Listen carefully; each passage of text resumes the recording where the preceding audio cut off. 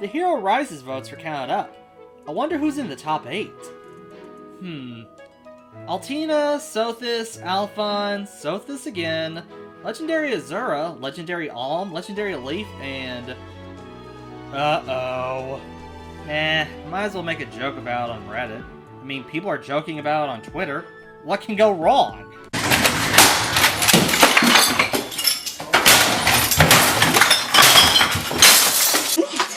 Ich will nicht, dass es lädt! Wenn es lädt, dann muss man immer so lange warten! Ich will nicht warten! Ich will jetzt auf den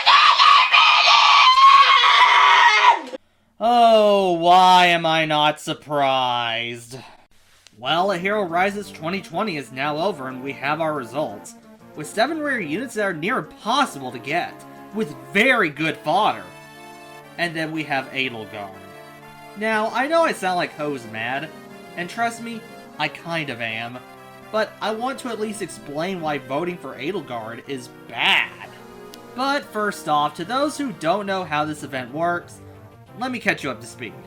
The event was to pick the 8 most requested units in order to decide which unit is going to be given out to free for everyone.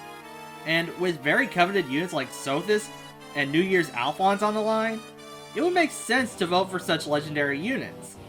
So, imagine my shock that we decided to vote for Edelgard, a unit that everyone could theoretically get at any time. But with that out of the way, let's move on to a few arguments fans will use to defend Edelgard's placement. 1. It's a popularity contest, so of course she would be a high spot. 2. She is a powerful unit. 3. Her fodder is just as good. With that out of the way, let's begin. 1. It's a popularity contest, so of course she would be a high spot. This one might be the most popular, but it isn't a very good argument for a few reasons. A Hero Rises can have a popularity affect votes the same way that a 4chan raid can make an otherwise unpopular choice for a poll the most popular choice. But primarily, it was about what unit does everyone want, not what character is the most popular. One could argue that Ike being the most popular pick defeats my claim. However, he was shown to be a legendary hero that we could vote for, and even gave people the idea to vote for him during the Faye channel when this was announced. Vote from amongst all of the heroes that appeared in the game by the time voting begins. Whoa, that means that legendary Ike? Wow, okay. Not only that, but people have defended this argument by saying that it was much easier to get legendary Ike than to roll for multiple chances to get him, since it's not likely to get the unit you want on a legendary banner. But I have an entire other video for that. 2. She is a powerful unit, and 3. Her fodder is just as good. These go hand in hand, but let me explain. While she is a powerful infantry axe unit, she isn't the best to warrant such a high placement. In fact, Valentine's Alm is probably much better than Edelgard. Brave Ike is even in the same boat, and with much better fodder in Steady Breath and Aether. Even Hilda, who is much more powerful than Edelgard, with the ability to double unlike Edelgard, and with much better fodder like Attack Speed Solo and Null Follow-Up. We can also talk about Hector, Surtur, Memori,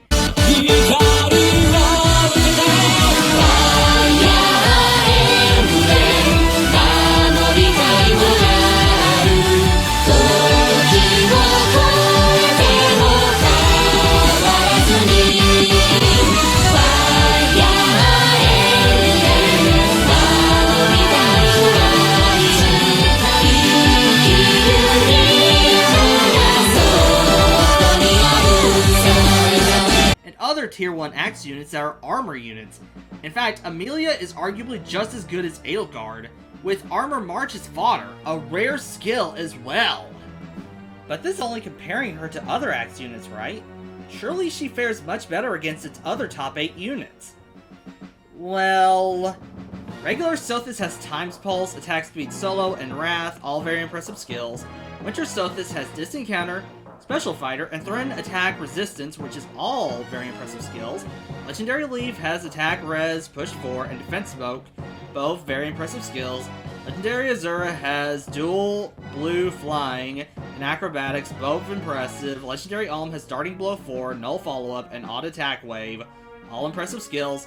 Alphonse and Shirina have Close Counter and Special Spiral, both impressive skills. While Edelgard has 2 skills that 4-star units have, Dull Close and Luna. And one good at best skill and another skill which is going to invalidate the A skill thanks to Panic running the hero's meta. And none of them are worth following her off. What about stat lines? Does she warrant 8th place because of stat lines alone? Here's Edelgard's stat line. A defensive unit, sure, but nothing godlike. In contrast, here's another unit that is an infantry unit that has a similar stat line. Sure, it might seem inferior to Edelgard at first glance, but when we compare the weapons of both units, Brave Ike has a better kit thanks to Steady Breath, and an ability to almost nullify the damage from a lot of units, which helps with his tankiness. What makes things worse is Brave Ike is a free unit for everyone. But what about other stat lines? Well, Legendary Leaf has this base stat line with a Brave weapon that even stops an opponent's follow-up attack. Legendary Alm has a Moonbow bow, this stat line, and heavy damage output. Altina has this stat line with distant counter Brave weapon and stops abilities from reducing damage with the Twins Blade skill. New Year's Alphonse has this base stat line with not only a healing special that deals bonfire damage, but even deals damage to the res stat, which not many units have a good res stat.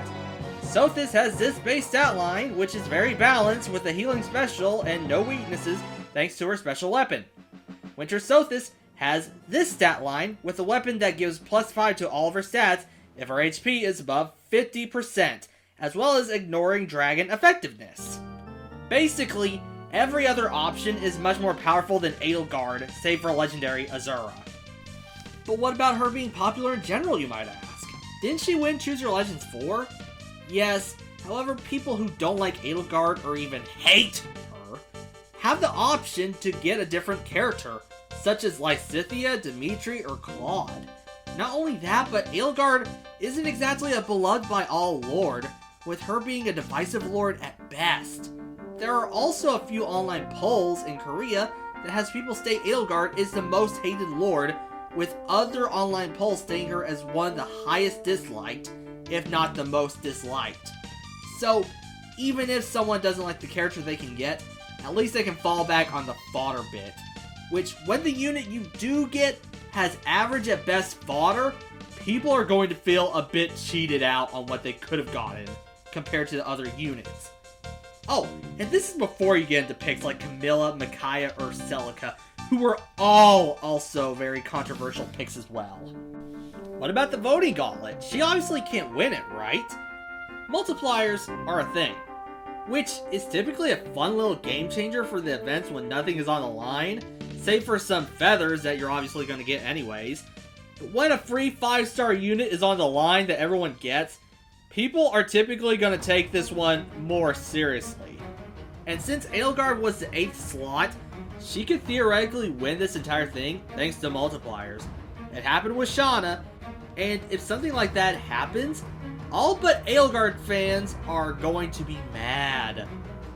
There are very few times a voting gauntlet had a person win against the multiplier, with the most notable being Ninian versus female Corrin in the final round. But it's 3 houses, right? It's a popular game, isn't it? Yes, but people are starting to criticize 3 houses a bit more for its story now. A good place to check would be the Serene's Forest forums. It's a pretty chill place, but 3 houses is starting to get criticism for its story when everyone once thought this story was on par with Fire Emblem 4. I love 3 houses, but it's starting to be a bit much with the 3 houses reps and heroes right now. I mean, take a look at Choose Your Legends 4 for a perfect example of this, with all 4 spots going to 3 houses characters. But even if 3 houses is popular, that doesn't mean we should automatically vote for Edelgard. I mean, Sothis took up 2 of the 8 spots and she is in 3 houses. Because, well, no spoilers are going to be mentioned here. Dimitri and Claude also got to the top 20, and both of them have much better fodder with Death Blow 4 and low attack defense for Dimitri, and lull speed defense and defense smoke for Claude, which is arguably better fodder than what Edelgard gives. So the question remains, why did Edelgard barely get into the top 8? Oh yeah, because people are thirsty for her feet. Ugh.